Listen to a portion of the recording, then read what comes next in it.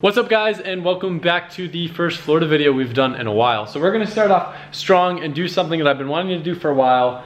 Since I've been driving the Mustang around a lot, it's the only car that I have right now that has AC that I can drive around as a daily. I've been getting a lot of back pain. So these factory Recaros that come in the car are really nice, and they're really nice feeling. I don't know, I'm pretty bad at explaining how seats feel, but the problem with them is, obviously I don't sit with them that's like far back, but they kind of make you sink into the seat at a weird angle because they're so cushy that it kind of makes you like slouch when you drive.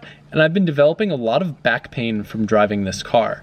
That's probably one of my least favorite things about this car. I like a lot of the other stuff, but the fact that the seats feel that way kind of ruins the car for me.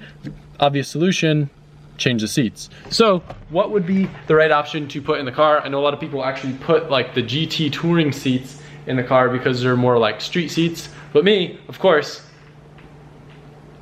I gotta be a little bit different. So I picked up a reclinable Bride from Toge Factory.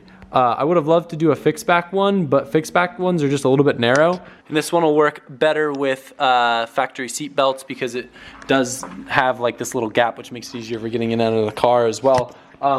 However, after getting the seat, it is a little bit more narrow than I thought it would be in the first place. So I don't know if I'm gonna keep the seat in the Mustang or if I might switch and put this in the BMW instead and get something else for the Mustang. But I'm hoping it'll be a relatively straightforward process installing it in the Mustang. I think it'll be kind of cool, kind of a little bit JDM having one Bride and a new Mustang. Yeah, I didn't get two because I don't really have a lot of passengers in this car often. It's normally just me driving around town. So I'm going to be installing the seat. Hopefully it goes straight forward. It's a Bride bottom mount rail. I've never done a bottom mount rail, but it seems like it should be a lot more straightforward and the slider should line up. So we're gonna try to figure this out. Don't know what I'm gonna do about the airbag situation and how that works, but should be fun. Unlike an S13 where we just have a couple little socket bolts, I noticed there's these little plastic covers. I didn't look anything up, but I'm pretty sure this is how the seats come out. Can use a razor just to pop this little cover up. And then it is a T55 Torx bit in right here. And I'm assuming there's just 4 of these in the front. Well, 2 in the front and 2 in the back. And then that should be enough to just remove the seat. So I'm guessing it should just lift up now, and there's probably gonna be some sort of airbag wires underneath it to disconnect. There's like one big pigtail. Nice easy Ford connector. No airbags went off in our face, that's dope. And we should be able to just pull this bad boy out. How do you wish to be pulled out, seat?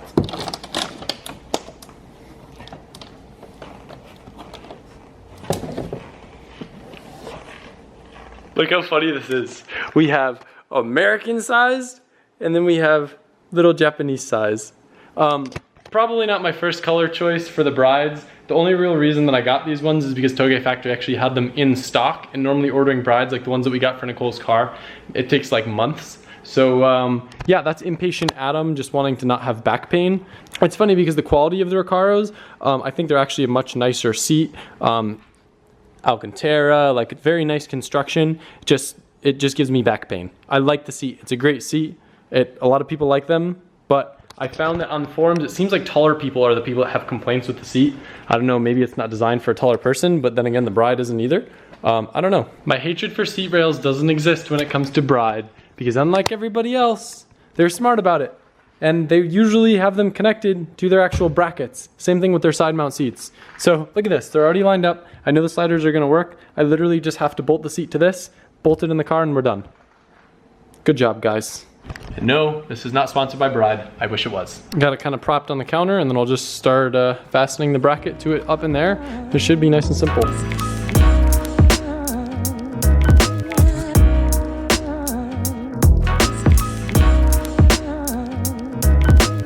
Kind of sketched me out because what I'm doing right now is unplugging, honestly kind of annoying, the whole harness underneath the seat, just because I'm gonna try to still have the seat belt wire plugged into the factory harness so it thinks that there's a seat belt connected. But yeah, I noticed there's like blood on the seat down there, which is kind of sketchy. And then I looked at my hand and I was like, oh wow, I'm bleeding. That sucks. So I guess there's sharp stuff under there. So whoever ends up buying this car, you have my blood on the bottom of your seat. Sorry. I'll clean it off if I put this seat back in. Look how much wiring comes from the factory underneath the seat. There's like this plug, and then this plug, and this plug. I know one's for the airbag. I don't know what all the other ones are for, so that's kind of weird to me, but interesting. Now all you have to do is unbolt the seatbelt so it'll bolt right up to the bride. And this one last pesky little clip. Even though they look much tinier weight-wise, I'd say they're about the same. Reclinable seats just tend to be really heavy in comparison to like a fixed back bucket. It does, however, look like it's going to sit extremely low in comparison to the Mustang seat, so I might have a hard time seeing over the hood, which I already do. It looks so funny and tiny compared to the rest of the car. This is honestly like, this is turning into a joke video, putting a bride in a Mustang. It's funny because I probably have never complained about a seat being too low in my life, but other than the fact that I could barely see over the hood, it's actually very, very comfortable, much more comfortable than I thought it'd be. Definitely an improvement over the stock seats, but this is like eye level what I see, and I'm a tall person. So if anyone else drives this car, they're not seeing over the hood of this car. I almost need like a booster seat. It is like a really hard car to see over in the first place, but that's crazy. So I guess this is a very dangerous install. I wound up cutting my other finger too. I don't know, maybe seatbelt stuff is sharp, who knows? So that big messy wiring harness that I showed you before, I basically plugged it in here and then like tucked all the wiring underneath here so it's not gonna get caught in the sliders in the seat. And then I just have the one wire that'll plug right into the seatbelt. The only thing that I'm not too crazy about is the way that the bride bracket is. You see like all the silver crap through the carpet. So what I think I wanna do is get some small pieces of carpet that I can just kind of hide under here. That'll make it a lot cleaner. I just have to go to like a fabric store and see if I can find some carpet that matches this. I think I could also do some like Velcro, kind of like the stuff they have on the seat belt, the fuzzy side, and then I could do like an adhesive that down. But I honestly think if I do like a carpet and just literally kind of let it rest there, it'll look much better and much cleaner than just some Velcro stuck on there. I put some black vinyl over this little metal part, and I think it looks nicer than leaving it silver like it does over here. Just kind of helps it blend in a little bit more, just as a quick fix until I get some carpet.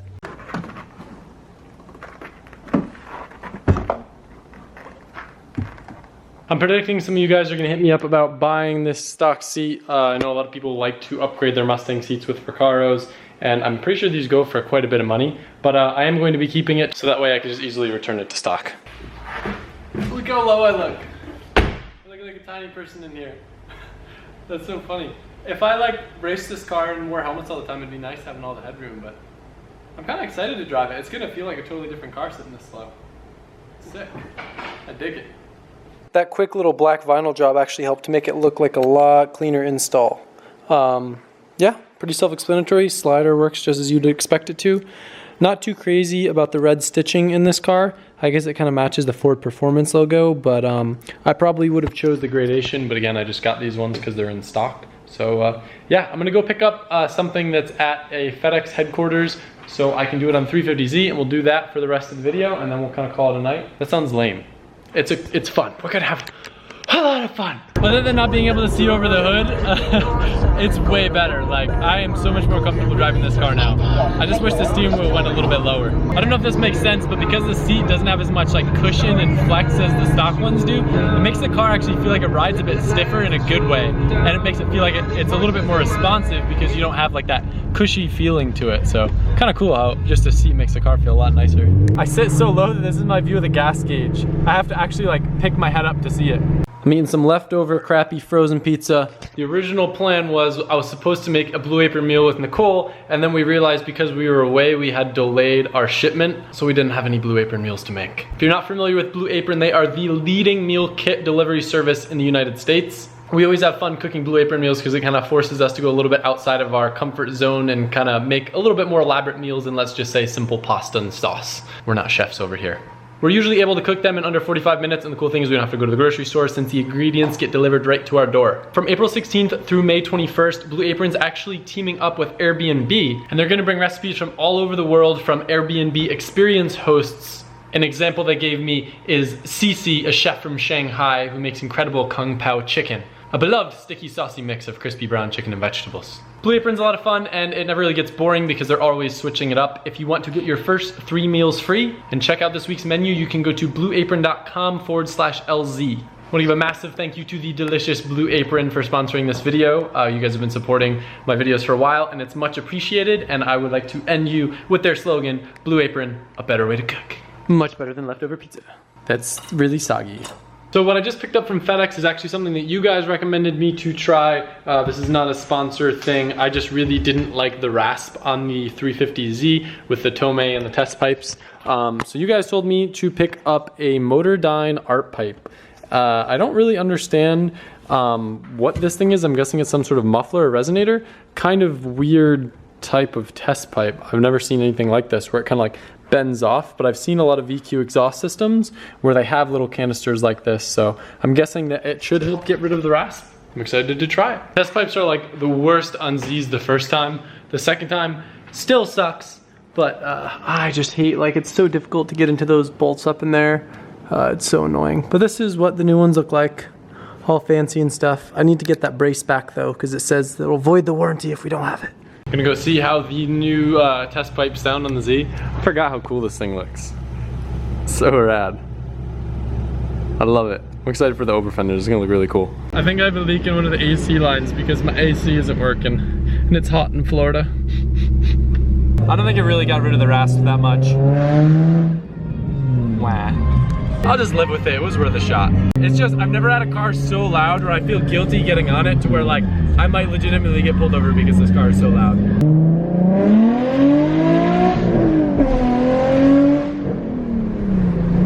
Alright guys, so that is it for today's video. If you're curious what you can expect to see tomorrow, I am going to power through the day and try to get everything mechanical finished on the 350Z so I can start testing with it. Really the only things I think left to do are like the steering wheel, the harnesses, oil cooler, power steering cooler, and maybe some other little stupid stuff that I'm forgetting, but that should be pretty exciting. I'm excited to get on the road, and thank you guys for watching this video. I hope you're not a hater of the Mustang JDM seats because they're rad. I don't know, but I'll see you tomorrow. Thanks guys.